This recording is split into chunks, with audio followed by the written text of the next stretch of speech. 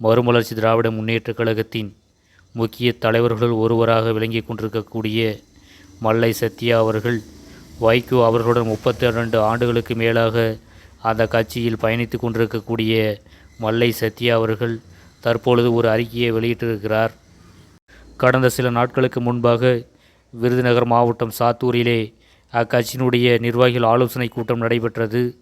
அக்கட்சியிலே அந்த ஆலோசனை கூட்டத்திலே கட்சியினுடைய தலைவர் திரு வைகோ அவர்கள் பேச தொடங்கினார்.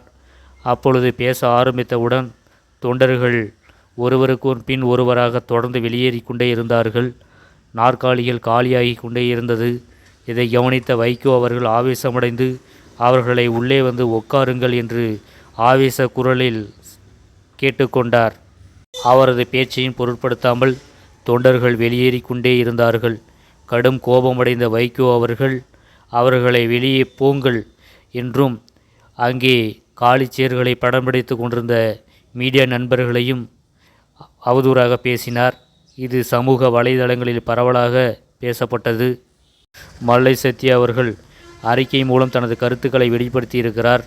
அந்த கருத்திலே பிரபாகரனுக்கு எப்படி மாத்தையா அவர்கள் துரோகம் செய்தாரோ அதை போல மல்லை சத்யா எனக்கு துரோகம் செய்துவிட்டார் என்று அறிவித்தார். இதனை சற்றும் நான் எதிர்பார்க்கவில்லை என்றும் இதற்கு பதிலாக ஒரு பாட்டில் விஷம் வாங்கி எனக்கு கொடுத்திருக்கலாம் என்றும் தெரிவித்திருக்கிறார்.